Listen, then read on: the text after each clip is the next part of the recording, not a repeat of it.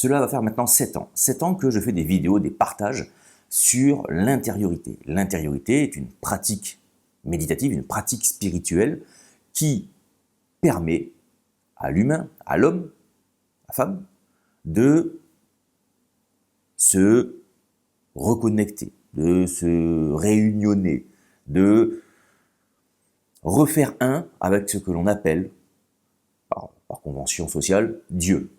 D'accord?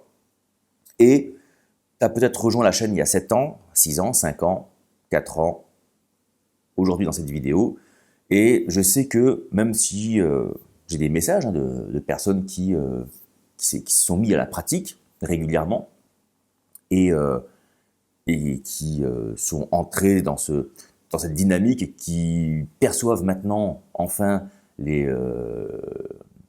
fruits de cette méditation, bah oui, il y a encore beaucoup de monde qui essaye, ils ne voient pas les fruits, ou parfois, ils ne voient pas les fruits que eux ont projetés, c'est-à-dire qu'ils pensaient que avec la méditation, il leur arriverait ça dans la vie, ça n'arrive pas, et donc ils considèrent cela comme un échec. Ou d'autres, finalement, qui sont un peu coincés dans une pratique qu'ils n'arrivent pas à maîtriser, qu'ils n'arrivent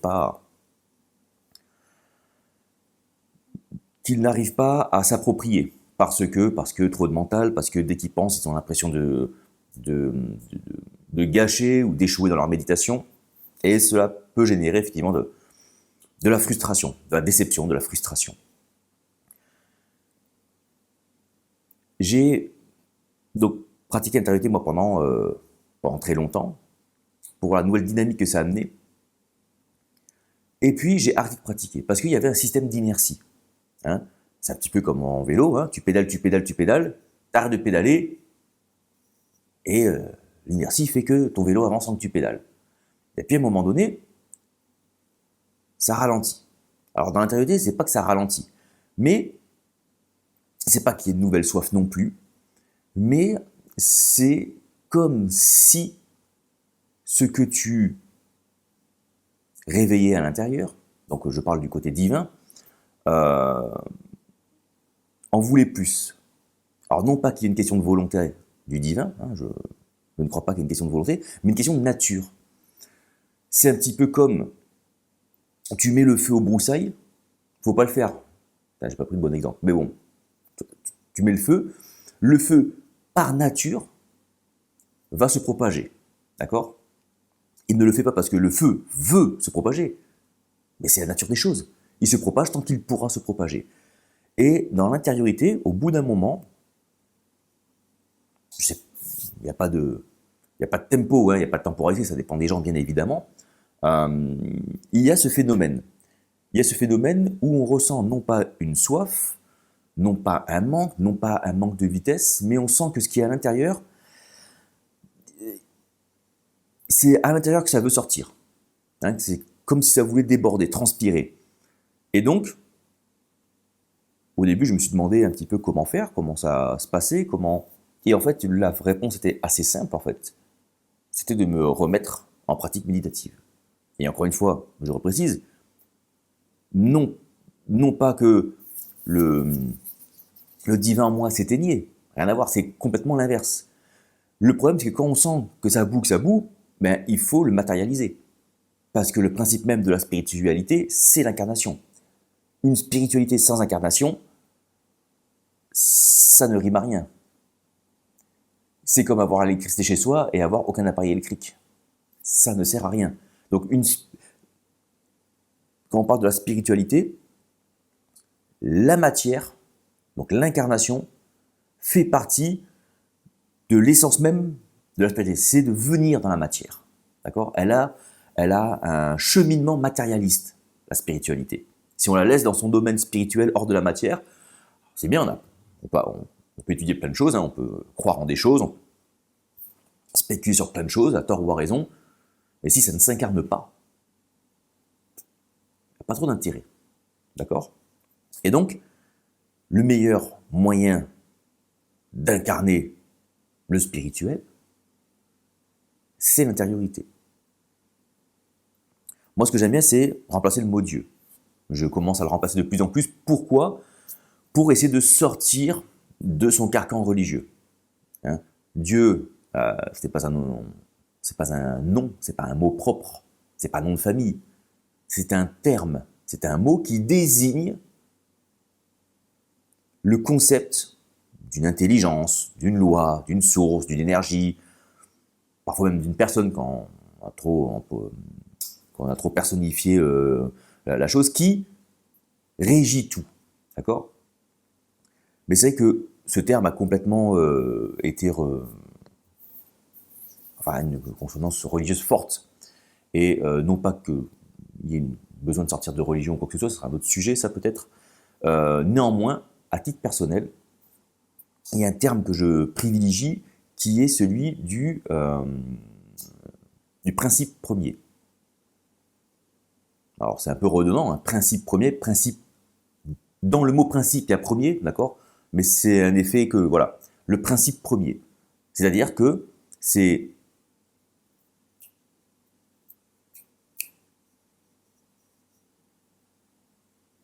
qui a toujours été. Et quand bien même, parce qu'il y a ce débat-là, oui, mais on ne peut pas remonter, donc à un moment. Alors, quand bien même un moment a été, tout ce qui était avant n'existe pas. Donc il n'y avait rien avant. Je sais, je m'éloigne un petit peu mais tu vas comprendre. En fait, quand on parle du principe premier, on dit, ouais, mais il y avait quoi avant? Bah rien. Ah du coup, c'est pas le premier. Bah si, parce qu'il n'y avait rien avant. Mais la notion de rien, la notion du néant total dans le cerveau humain, c'est compliqué. C'est compliqué à concevoir et imaginer. C'est comme si on vous dit que l'espace s'étend dans rien. On va dire, ouais, mais du coup, il y a quoi de l'autre côté? Bah rien. Ouais, mais c'est quoi? Bah rien. En fait, rien, ça n'existe pas, il n'y a rien. C'est pas du vide. En fait, c'est même pas du vide noir, c'est rien. Voilà. Ben, le principe premier, avant, rien. Tu peux remonter autant que tu veux, et quand même, on trouverait un jour la date précise, hein, on la calculerait, comme calculatrice avec nos ordinateurs, c'est là. Il y avait quoi avant? Rien. Donc, du coup, c'est le premier. Puisque avant n'existait pas. En fait, n'existait pas. Bon, bref. Donc, moi, je parle de principe premier. Ce principe premier régit toute chose et est en toute chose, d'accord? Il est immatériel, le spirituel, et puis, par un phénomène que ça, moi, je ne m'explique pas, c'est mon hypothèse, attention, là, je parle pas au conditionnel, mais hein, il va venir comme se contracter, comme se densifier, s'agglomérer, s'intensifier par endroits pour créer comme des lois, des ondes, des forces gravitationnelles, et des choses comme ça, des lois physiques qui vont ensuite créer des particules premières et puis venir s'agglomérer, puis créer de la matière primaire et puis jusqu'à aller jusqu'à des formes extrêmement complexes de vivants, d'accord? Dont nous sommes une expression. Et dans l'expression que nous sommes, en tant qu'être humain, à l'intérieur même et à l'extérieur, il y a toujours ce principe divin. Et en fait, ce principe divin, c'est comme si, il est à l'intérieur de nous parce que dans les cellules, puisqu'il est à la fois dans cellules, il est à la fois à l'origine des lois, dans les lois et dans l'application des lois. D'accord? Donc il est vraiment à chaque étape. Et tout ce qui est autour de nous, hein, l'oxygène, l'air, les rayons du soleil, toutes ces choses-là contiennent elles aussi, et ces choses-là nous traversent, puisque je vous rappelle qu'un corps humain c'est composé à 99% de vide. De vide. Enfin de vide quantique. Donc, à l'intérieur encore desquels, il y a des sortes d'ondes, des sortes de forces quantiques qui sont à l'intérieur même des atomes. Bon, bref. Et donc, tout ce que l'on va appeler du principe premier est à la fois dans l'homme et traverse l'homme. Donc, on est complètement bombardé du principe premier qui régit l'humain, qui le régit premièrement dans toute sa partie biologique, physiologique, hein, et la partie psychique, qui est un petit peu, on va dire, comment je pourrais dire ça, C'est un peu l'interface, hein, c'est un peu l'interface, c'est le système d'exploitation de l'humain. Et donc c'est comment l'humain interagit avec son environnement matériel. Le problème, c'est qu'il interagit depuis maintenant trop longtemps avec la matière, avec son environnement matériel, de ce que ce même environnement matériel lui donne comme information. Donc c'est un effet miroir en fait. C'est un effet miroir. Et moi, c'est ma conviction qu'en fait il faut passer, c'est une image un peu gnangnan de passer de l'autre côté du miroir, dans la matrice là-bas. Mais l'idée c'est de casser en fait ce schéma-là par le spirituel. C'est-à-dire de venir stopper l'alimentation du psychisme par ce que le monde matériel nous amène, en termes d'éducation, enseignement, expérience de vie, etc., pour nourrir l'interface par ce qu'il a créé et uniquement par les règles primaires, ce qu'on va appeler le bien. Puisque le bien, c'est ce qui est avant le mal. Hein. Le bien, c'est tout ce qui fonctionne sans distorsion. Et le bien et le mal, et le mal, c'est du bien qui a été distordu. D'accord? Donc, il faut retourner dans le bien. Il faut être béni, hein, pour reprendre un terme religieux. Hein. Soyez bénis, retournez dans le bien. Et pour retourner dans le bien, il faut être en mesure d'incarner le bien. Hein. C'est ça qu'on veut, hein. C'est de l'incarner. Si on l'incarne, ben on le vit pour nous, et on a tous envie de vivre le bien. Et on ne parle pas là d'un bien en termes de morale, de valeurs sociales, de valeurs humaines, trucs comme ça. Non, non. Le bien est une affaire de physique. Le bien, c'est juste comment les choses fonctionnent selon le principe premier. Et si on arrive à réincarner ça, alors on trouve ce qu'on appelle la liberté. Puisque la liberté, ce n'est pas faire ce que je veux. La liberté, c'est l'absence d'obstacles. C'est la cohérence en tout. Puisque je suis cohérent en tout, alors je ne rencontre plus d'adversité, je ne rencontre plus d'obstacles, puisque je suis dans la cohérence totale. Et la liberté, c'est ça. La liberté, c'est la cohérence.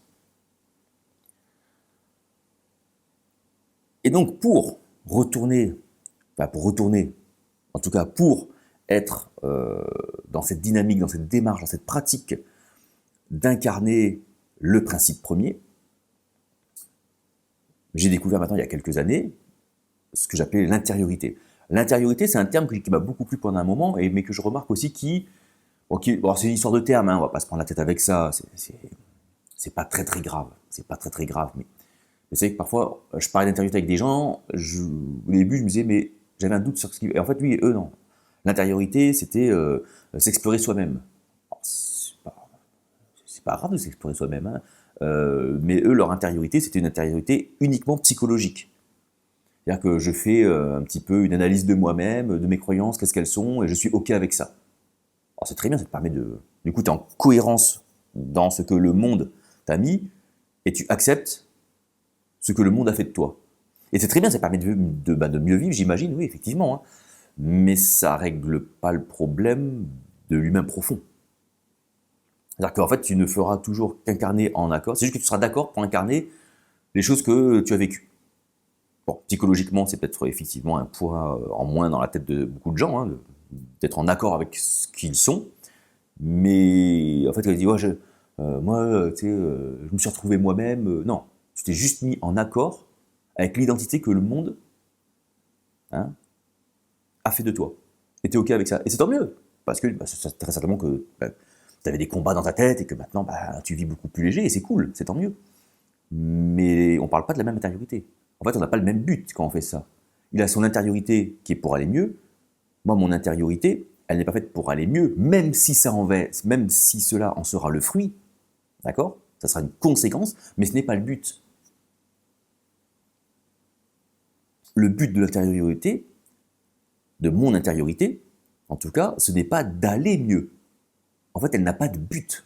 Et je sais que c'est compliqué à concevoir parce quand on se met dans une démarche, quand on parle de déterminisme, parce que je ne crois pas au libre arbitre. Du coup, si on se dit, mais s'il y a déterminisme, alors, forcément, c'est quelque chose. Il y a quelque chose qui va m'attirer, qui va me forcer, qui va me pousser vers la pratique de l'intériorité. Et donc, ça peut être effectivement l'envie d'aller mieux. Mais cette envie d'aller mieux, c'est pas ça qui me pousse. En fait, ce qui nous pousse à aller dans cette intériorité-là, ce qui nous détermine à aller là-dedans, ce n'est pas un libre arbitre, c'est le manque. C'est une forme de manque. Et ce manque-là, il se crée au bout d'un moment où tu épuises, déjà à différentes situations de ta vie, de comment tu les gères. Les gens qui sont très riches, ou qui sont en très bonne santé, leur vie roule, tout roule pour eux. Ils n'auront jamais le besoin, ils ne ressentiront jamais ce besoin d'aller vers l'intériorité. L'intériorité, en tout cas celle dont je parle, c'est celle des assoiffés. C'est celle des gens qui ont vécu des choses, qui ne comprennent pas, qu'ils n'acceptent pas, qu'ils ne veulent plus, ou qui les fatiguent. Et ce qui les pousse à aller, c'est le fait d'avoir essayé ça, et de se dire, mais à un moment donné, en fait, j'ai essayé tout ce qu'il y avait à l'extérieur, il n'y a rien qui marche. Et comme le principe premier est déjà en nous-mêmes, c'est comme une communication. Alors on va dire, c'est Dieu qui m'appelle, c'est un appel de Dieu à l'intérieur. C'est pas tant un appel du truc, mais quand tu laisses tomber des espoirs, il y a comme une espèce de... Il y a des illusions perdues, et quand on perd ces illusions, on voit ce qui est. D'accord ? On perçoit un petit peu ce qui est réellement. On perçoit on perçoit mieux la réalité d'une chose. Et donc, quand ces illusions tombent, eh ben, il y a une des réalités qui est le principe premier en l'homme, et ça, on commence à le percevoir. Alors, ça se fait pas avec une espèce de voix qui nous parle, ou un truc comme ça, mais ça crée comme une sorte d'appel. C'est pour ça qu'on parle parfois d'appel intérieur, de l'appel du divin. Dieu nous appelle, nul ne va au Père s'il ne vous appelle. Vous voyez un peu ces paroles-là, ces versets, ces slogans, ces mantras. Et donc, ça vient faire comme un appel, et en fait, c'est une forme d'abandon, du coup. Et en fait, on laisse tomber l'extérieur parce qu'on n'a pas trouvé. On n'a pas trouvé ce qu'il y a, et on vient comme s'abandonner. Alors les religions vont dire, oui, mais il faut attention, parce qu'à l'intérieur, il peut y avoir des démons, il y a des choses, il faut prier Jésus, il faut prier machin, il faut prier comme ceci, il faut prier lui, il faut prier ça, bon. J'ai envie de te dire, si, pour revenir dans ce discours un petit peu religieux, Dieu, et si est en tout et en tout, si tu t'abandonnes à tout, tu tombes dans le tout. Tu vas forcément tomber en Dieu. Donc en fait, quand ces discours de personnes qui vous mettent en garde sur des pratiques, alors il y a des pratiques, attention, il y a des pratiques effectivement qui sont dangereuses dans le sens où, non pas qu'il y ait ces histoires de démons, j'ai déjà fait une vidéo où je parle de ces choses-là parfois qui sont très importantes et très angoissantes pour certaines personnes qui ont ces croyances-là. Mais il peut y avoir des pratiques qui sont dangereuses dans le sens où elles te font miroiter des choses qui n'arriveront jamais. En fait, et puis c'est beaucoup des pratiques orientales qui ont été prises par des occidentaux qui n'y bitent rien. Vous voyez des gens qui vous parlent du Kundalini, mais parce que les mecs ils ont fait une semaine en Inde et ils arrivent et ils pensent qu'ils sont dans un centre à piège à touristes à la con. Ils arrivent, ils te sortent des trucs sur le yoga et Kundalini et alors les chakras, le yoga. Ils te parlent après de tous les voilà. Après, ils vont te donner des cours sur les Upanishads. Alors, je ne dis pas qu'il n'y a pas des vrais spécialistes de ces choses-là, mais c'est des choses qui sont développées dans l'exploration du divin, du principe premier, dans une certaine culture et une certaine époque. Tu vois ? De la même manière qu'un Français ou un Norvégien ou un Islandais ou j'en sais rien, un occidental, en 2026, se met à lire l'Ancien Testament. Il est en train de lire un texte qui parle d'une époque, d'une culture, d'une exploration pareil du principe premier dans un contexte très particulier. D'accord ? Donc, c'est on vous donne des techniques, des théories, des trucs comme ça, en groupe, qui font déjà un bon petit business, on va pas se mentir. Et il y a des pratiques qui vous font miroiter des espèces d'éveil du troisième œil, du truc de l'espace, machin. Tu vas sentir le kundalini dans ta colonne vertébrale, et puis tu vois les gens qui se mettent au sol, qui font des trucs chelous. Mais des gens qui font des trucs chelous dans le spirituel, en fait, dans toutes les spiritualités, tu l'as. Je t'invite à aller dans une église pentecôtiste un dimanche matin, mon ami. Ah, tu vas le voir aussi, le kundalini. Tu vois ce que je veux dire? Bon. Donc, il y a beaucoup de mimétisme et de ce qu'on appelle de réflexes idéomoteurs. C'est-à-dire que le corps va imiter, va réaliser, non pas selon une réalité, mais selon une croyance. J'avais fait un atelier en Suisse pour démontrer un petit peu, à petite échelle, ce qu'était le réflexe idéomoteur. Et s'ajouter à ça le mimétisme, la croyance qui fait qu'on fait des choses, on est persuadé que c'est quelque chose. En fait, non. C'est complètement en fait programmé par nos croyances. Bref, il y a différents moyens, différentes pratiques, il me semble, je pense, je crois en tout cas, pour permettre à l'homme donc d'effectuer cet abandon, d'effectuer cette coupure et de dire je ne veux plus incarner ce que le monde a construit de moi, mais je veux incarner ce que le principe premier est. En moi, parce que c'est depuis moi que je vais le faire, évidemment, mais de ce que le principe est. Voilà. Et je ne cherche pas à savoir si c'est bien, si c'est pas bien, en fait, je vais le laisser faire. D'accord? Et c'est comme un feu qui se propage. Il se propage pas parce qu'il veut se propager. Il n'est pas là à se dire, en fait, je vais me propager parce que je veux aller là-bas. En fait, le principe premier ne se propage pas par intérêt ou par volonté, mais par essence. C'est sa nature, voilà, de diffuser partout. Et nous, on est un peu comme on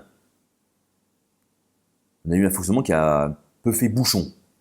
D'accord, c'est-à-dire qu'il nous remplit, mais il n'arrive pas à s'incarner. Pourquoi? Parce que le psychisme qui nous commande dans les gestes, dans la parole, dans tout ce que l'on va être, faire, dans le comportement, etc., a été comme déconnecté. Il y a eu comme, si tu veux, la source est toujours là, mais on a débranché. Et le psychisme, il a fait, c'est pas grave, moi je vais me nourrir de ce que je perçois d'essence, en fait, de ce que j'entends, de ce que je vois, de ce que j'expérimente, je vais l'analyser, je vais le comprendre, je vais en tirer une conclusion, et puis à partir de là, je vais donner ordre au cerveau de croire ci, de croire ça, et d'agir comme ci, comme cela. Ma façon de parler, ma façon de bouger les mains, ma façon d'avoir voulu faire une chaîne YouTube pour partager, tout ça est complètement déterminé par ces choses-là. Maintenant, qu'est-ce que je mets à l'intérieur de ces choses-là? C'est du principe divin. Petit à petit, attention, n'allez pas croire que je suis... que je pense de moi, que j'incarne ça parfaitement, mais ça commence à se distiller en fait. Et la première chose que je peux faire, c'est de dire aux gens, pour ceux que ça intéresse, pour ceux qui se sentent poussés vers ça, voilà comment on peut faire. Et donc j'ai déjà fait donc, des vidéos, des partages sur des méthodes d'intériorité. D'ailleurs, moi j'appelle plus ça de l'intériorité, donc justement pour différencier un petit peu l'intériorité qui a une connotation très très psychologique en fait. Quand on regarde, vous tapez intériorité, en fait, c'est des choses que j'avais jamais fait jusqu'à maintenant, je ne m'étais jamais trop posé la question de ça, mais quand on tape intériorité, tu tapes intériorité sur Google, on va te parler d'un truc un peu méditatif, truc comme ça, mais ça reste très très cantonné à l'exploration du psychisme. Donc tu vas ouvrir ton cerveau, entre guillemets, pour voir ce qu'il y a dedans, et être en accord avec ce qu'il y a dedans. Bon, pourquoi pas, mais ça n'est pas le problème, ça. Il est chiant ce moucheron là. Et donc, j'ai pas de mots, j'ai pas de termes vraiment qui pour expliquer ça. Méditation, mais méditation, ça veut tout dire et rien dire à la fois. Prière, c'est pareil. Intériorité, c'est pareil aussi. Donc,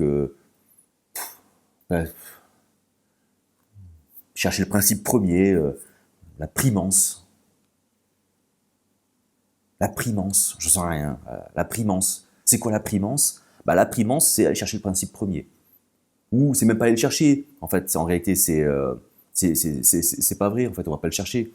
On s'abandonne pour le laisser être. C'est plus ça l'idée, d'accord? Bref. Et comme je me suis remis avec mes anciennes techniques. Je me remets, c'est comme le vélo. Ah mais je vous garantis que c'est comme le vélo. C'est-à-dire que je m'y remets, c'est comme si j'avais arrêté hier. C'est assez phénoménal. Hein. On s'assoit, on ferme les yeux, pouf, et je suis reparti comme si j'avais arrêté hier. Quoi. C'est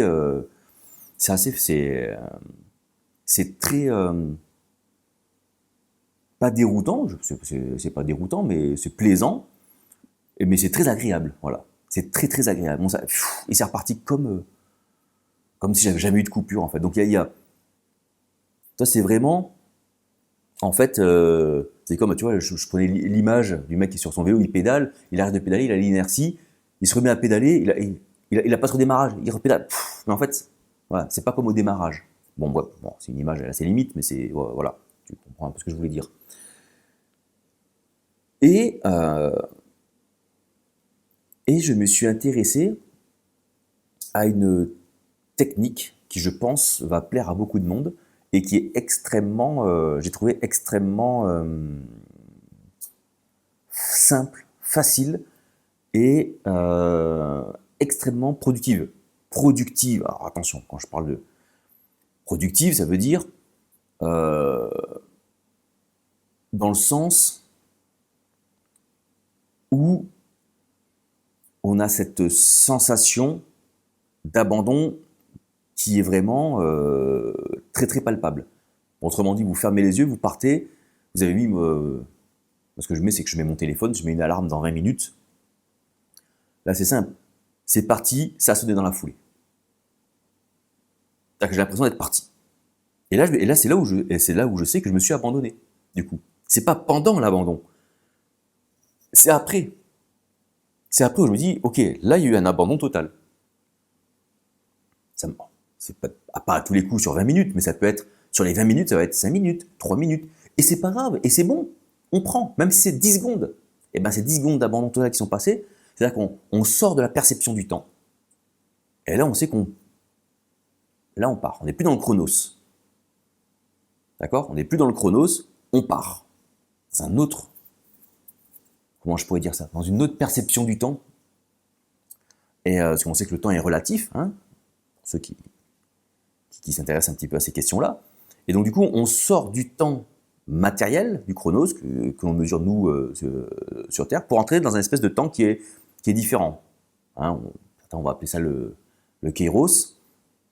C'est un instant où nous, on sort de notre temps pour être dans un autre temps. Ça sera le temps de Dieu, le temps de... On s'en fout, d'accord? Mais il y a cette notion, et c'est là où il y a vraiment cet abandon-là.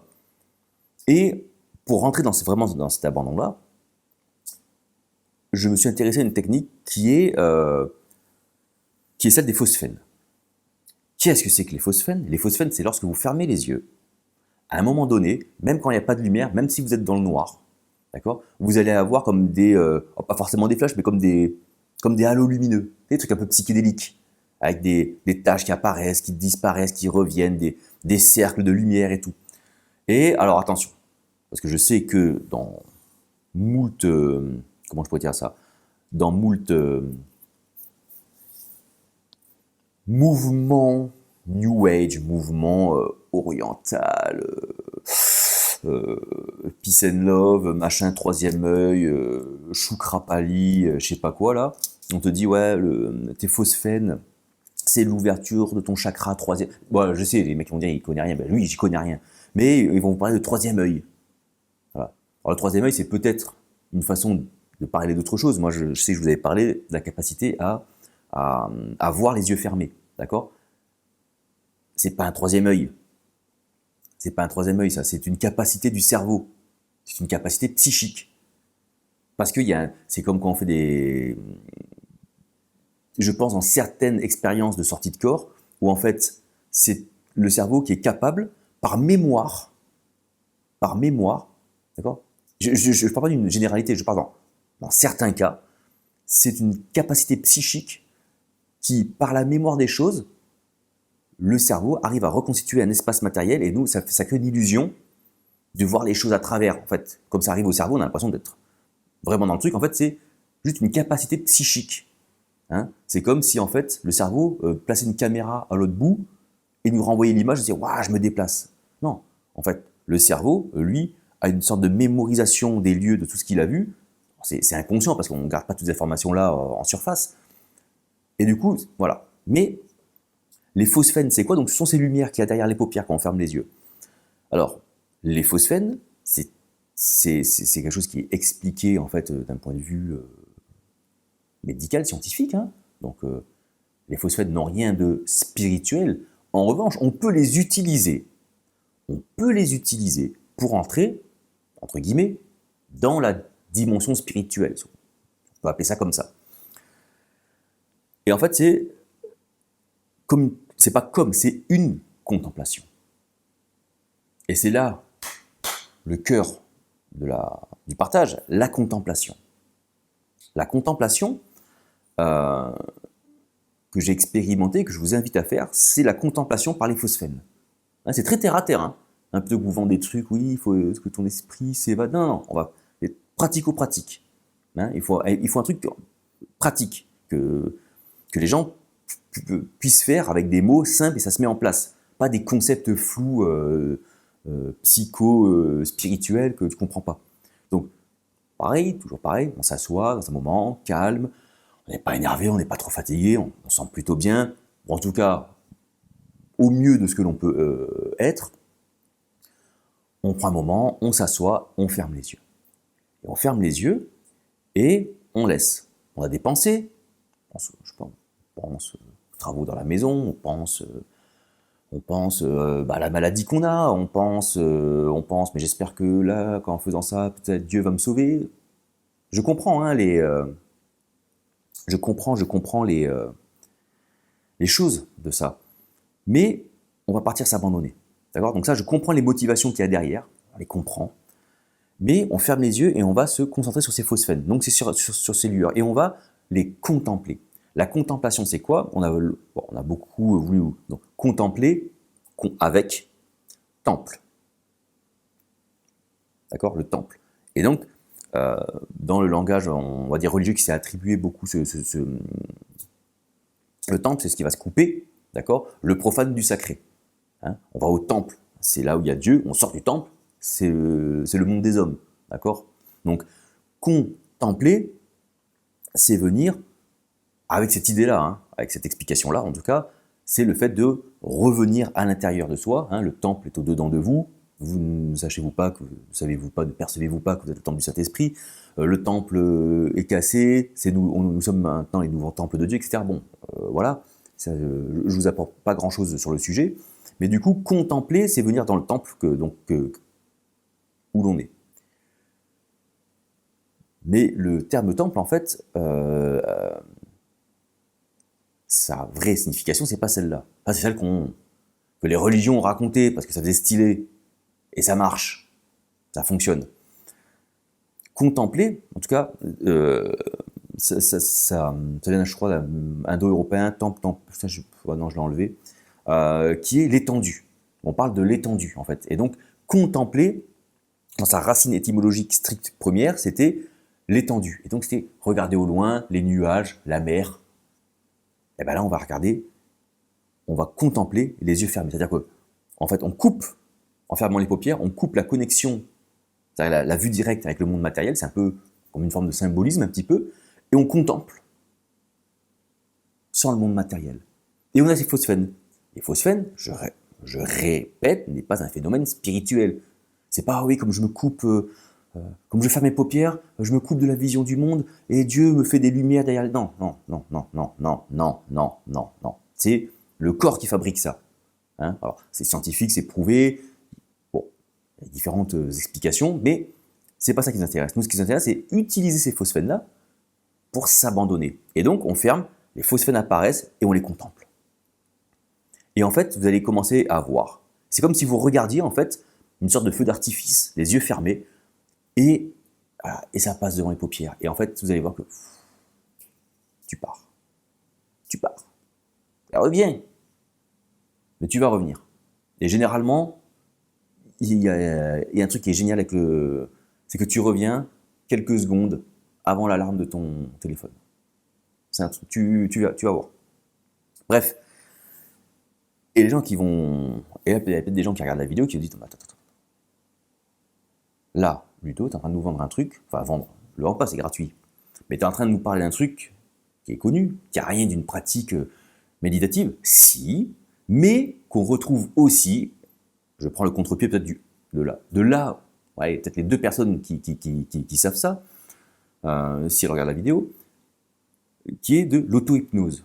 On va dire, oui, mais l'auto-hypnose, c'est un truc du cerveau, ça n'a rien à voir avec le spirituel de Dieu en moi. Et je le sais qu'on va me dire. Ouais. Et c'est ça qui est compliqué à expliquer aux gens.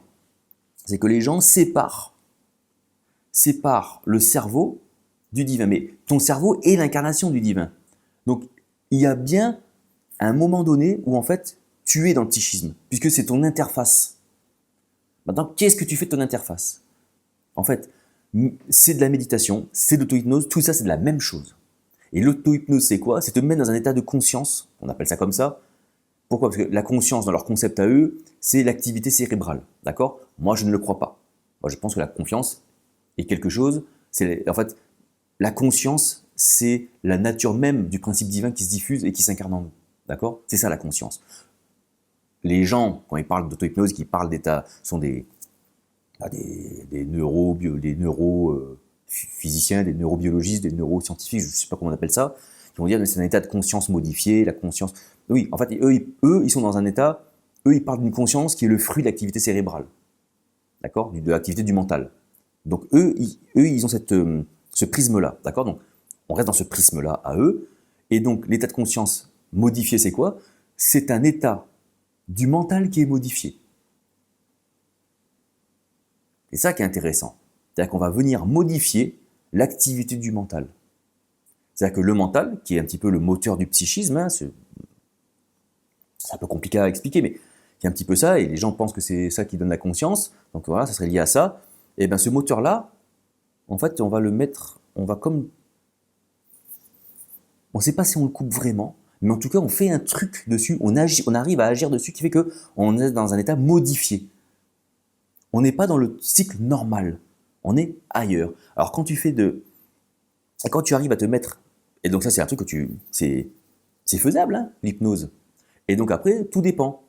Quand je suis dans ce moment-là, en fait, je suis dans l'abandon total. Maintenant, si je m'abandonne à un mec qui me dit quand je vais compter jusqu'à 3, tu seras un canard. Bon, eh ben le cerveau il s'est abandonné à ça, ça rentre, je suis un canard. Et les mecs ils font les canards. Ou ils tombent, parce qu'on dit tu tomberas. D'accord? Ça c'est un peu l'hypnose de spectacle, c'est de la merde. C'est pas que ça marche pas, c'est que ça sert à rien. C'est comme si en fait on avait découvert un médicament pour soigner tous les cancers du monde, tu vois, et qu'il y avait un bout de M&M's, et ben les gens ils le prendraient juste parce que c'est bon. Mais on le donnerait pas en fait aux vrais cancéreux. Parce que le business, les gens ils préfèrent le manger parce que c'est bon plutôt que pour soigner le cancer. Comme on a plus de gens qui n'ont pas le cancer que le cancer, et que les gens ils kiffent, ce médicament-là, en fait, on préfère le fabriquer pour le vendre au mec qui le mange que pour le goût, plutôt que pour guérir. Je sais, la métaphore est un peu dégueulasse, mais l'hypnose, c'est ça. C'est-à-dire qu'en fait, on a un outil qui est, en fait, quand on parle d'auto-hypnose et quand on parle de contemplation, de méditation, de prière, en fait, on parle de la même chose. On parle du même état psychique à atteindre pour capter, pour saisir. Qu'est-ce qu'on saisit à ce moment-là? Bah, soit le Gugus qui nous raconte des conneries, tout ça pour ça, c'était intéressant. Ou alors, si on part du principe que le principe premier est tout en tout, on s'abandonne à lui.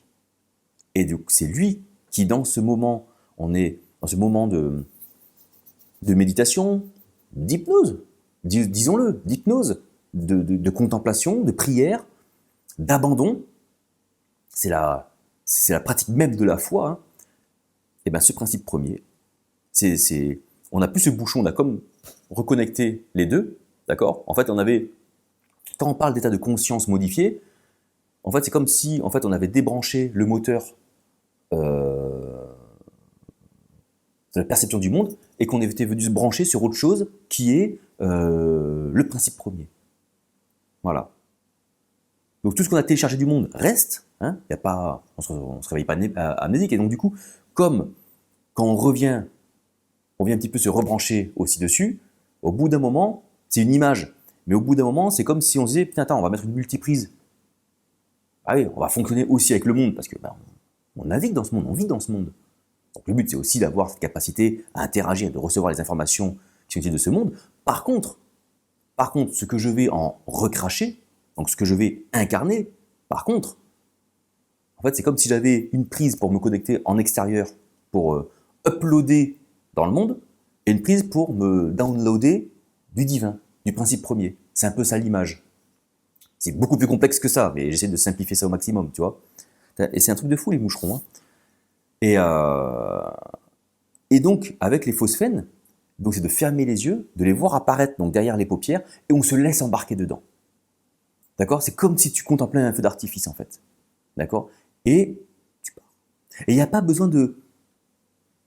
Je sais, il y en a qui vont... Alors, je sais qu'il y a beaucoup de chrétiens qui regardent ces vidéos et qui vont dire « Ouais, mais du coup, Jésus, il est où là-dedans ?» Jésus, c'est celui qui est, dans son époque, dans son langage, au public auquel il s'est adressé. Au public auquel il s'adressait. Hein, quand on lit les évangiles, il ne s'adresse pas à toi. Il s'adresse à des gens qui vivaient à son époque, qui étaient juifs, qui avaient des croyances, qui lisaient la Torah. D'accord? Il leur explique dans leur langage à eux, et dans le langage que lui avait aussi, comment vivre cela. C'est-à-dire, avec d'autres mots. Le monde, c'est le péché. Le bien, le mal. Hein, l'harmonie, le Dieu le Père, créateur, le principe premier, le diable, l'adversaire, hein, celui qui vient, t'es pas en harmonie, donc du coup t'es pas libre. Voilà, il faut réinterpréter avec son expérience. Voilà. Et puis en plus, si tu es chrétien et que tu as lu ta Bible, à aucun moment Jésus dit de le prier. Donc en même temps, s'en fout quoi. D'accord? Il dit de prier Dieu. Et ben voilà, c'est ça. Bah, ça peut être fait comme ça en tout cas. Hein? Et prier en son nom, c'est pas prier Jésus machin. Prier en son nom, je rappelle que en son nom est un idiome sémitique qui veut dire à ma façon. Vous voyez, prier en mon nom, il disait prier comme moi. Prier de la même manière que moi. Ah, bon bref. C'était la petite parenthèse religieuse. Et donc je vous invite voilà, à mettre ça en pratique, à mettre la primance en pratique, hein, qui est donc, je m'installe, je ferme les yeux et je contemple ces phosphènes, ces lumières qui se mettent derrière les paupières. Et je répète encore une fois, vous allez voir ces lumières-là derrière les yeux qui n'ont rien de spirituel, ça n'a rien à voir avec ça, mais c'est un moyen pour permettre d'entrer dans un autre état. On contemple, et on se perd. On se perd là-dedans et on s'abandonne à ça. Et ça déclenche un phénomène d'abandon. On est vraiment dans la prière, finalement. Puisqu'on va faire une requête vers la source. Vous ne savez pas de quoi vous avez besoin. Dieu le sait. Hein? Dans la Bible, c'est marqué ça. Oui, je sais, j'en reviens un peu au langage...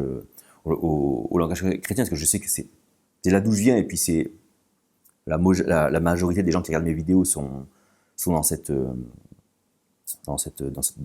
religion, en tout cas dans ce type de croyance-là, dans ce type de concept de compréhension des choses. Donc voilà, c'est bien dit, en fait, nous on ne sait pas ce qu'il nous manque, on croit savoir ce qu'il nous manque. Là, il me faut ça. En fait, en vrai, on ne sait pas. Donc, on s'abandonne, et le principe premier, par nature, va venir s'incarner là où il n'est pas incarné. Et c'est lui, ou elle, voilà, Yel, qui fait. Et en fait, on laisse faire, il remplit les choses lui-même. On ne dit pas, non, il faut d'abord que tu fasses ça, d'abord faire ça en moi, parce que moi j'aimerais bien avoir ça. Non, laisse. Allez, laisse. Et tous les jours 20 minutes comme ça. Tous les jours 20 minutes, tous les jours 20 minutes, tous les jours 20 minutes, tous les jours 20 minutes. Une semaine, 2 semaines, 1 mois, 3 mois, 6 mois, 1 an, 2 ans, 5 ans. C'est long. C'est comme une rééducation en fait. Hein, quand tu t'es pété la cheville, que tu n'as pas marché pendant, que tu n'as pas pu poser le pied, ou que tu n'as pas pu bouger ta jambe pendant plusieurs mois, bon, ben, tu repars pas courir un 100 mètres. Ben non. tu fais de la rééducation pour remettre en mouvement progressivement. Et là, c'est pareil. L'humain devait fonctionner d'une manière, pendant des millénaires et des générations, il n'a plus fonctionné de cette manière-là. Quand il retrouve le branchement, quand il retrouve le principe qui doit le faire fonctionner, eh ben on reprend, c'est progressif, le temps que tout se remplisse, le temps que se remette en place. C'est comme un peu une horlogerie. Il faut imaginer le psychisme avec plein de petits engrenages qui interagissent les uns avec les autres. Eh ben il y a comme un horloger qui arrive et qui, avec minutie, qui remet tout ça en place pour que ça fonctionne comme ça doit bien fonctionner. Voilà. Bon, j'espère que cette petite vidéo, j'ai des vidéos qui sont toujours un peu trop longues, mais en tout cas que ce partage t'a intéressé, t'as appris quelque chose, t'a donné envie de faire, et surtout de ne pas abandonner. Voilà. Faites pas une fois, deux fois, oh, c'est chiant, ça marche pas, je laisse tomber. Putain, mais si j'avais fait ça, j'y serais jamais arrivé en fait. J'ai persévéré. J'étais poussé à persévérer en fait. Parce que sinon, ça veut dire qu'en fait, tu n'es pas vraiment dans la bonne attitude, non pas qu'il y ait un jugement moral là-dessus, mais du coup, ce qui t'intéresse, c'est l'expérience plus que Dieu lui-même. Si c'est vraiment ça le truc, tu vois. Si c'est vraiment, comme on dit, aimer Dieu, adorer Dieu, c'est ce qu'il est, et pas par intérêt de ce qu'il peut me donner, de ce qu'il peut me faire vivre, de ce qu'il peut me faire expérimenter. Et d'ailleurs, pendant ces moments-là, il peut vous arriver d'avoir des visions, d'accord? Ces visions-là, pareil, elles ne sont pas des phénomènes d'apparition divine. En fait, ces phénomènes-là, c'est deux choses. C'est soit l'imaginaire qui tourne encore, donc où il crée des images un petit peu mentales, ou alors, et ça c'est des choses que j'ai vécues, on voit vraiment des choses, avec du coup qui basent sur nos croyances. En fait, c'est les révélations, d'accord? La révélation, en fait, ça se passe dans ces moments-là, souvent sous forme d'images, sous forme de vision, effectivement, d'images mentales, comme des images figées, ou une petite, comme une animation, avec la voix qui n'est pas audible, mais qui est comme un peu comme par télépathie, tu vois un peu l'image. Et en fait, qu'est-ce qui se passe à ce moment-là? C'est pas Dieu qui descend comme ça et qui nous donne une vision à travers les paupières, non, ça n'a rien à voir. C'est nos compréhensions qui est dans le cerveau, qui est dans notre psychisme, on croyait des choses, le principe premier monte, et les choses qu'on croyait, clac, clac, clac, clac, clac, clac, clac, clac, clac, clac, clac, et en fait, ce sont ces images-là, avec la forme qu'elles ont, donc si tu es croyant, ça va être avec Jésus, si tu es chrétien, ça va être avec Jésus, si tu es juif, tu vas peut-être voir Moïse, j'en sais rien, si tu es musulman, tu vas peut-être voir Mahomet, si tu es hindou, tu verras Krishna, j'en sais rien d'ailleurs si c'est ça, d'accord? Si tu es bouddhiste, tu verras le Bouddha, parce que en fait, ta croyance qui est éclairée. Et donc, ouais, mais moi j'ai vu Bouddha, moi j'ai vu Jésus, moi j'ai vu lui, j'ai vu... Oui.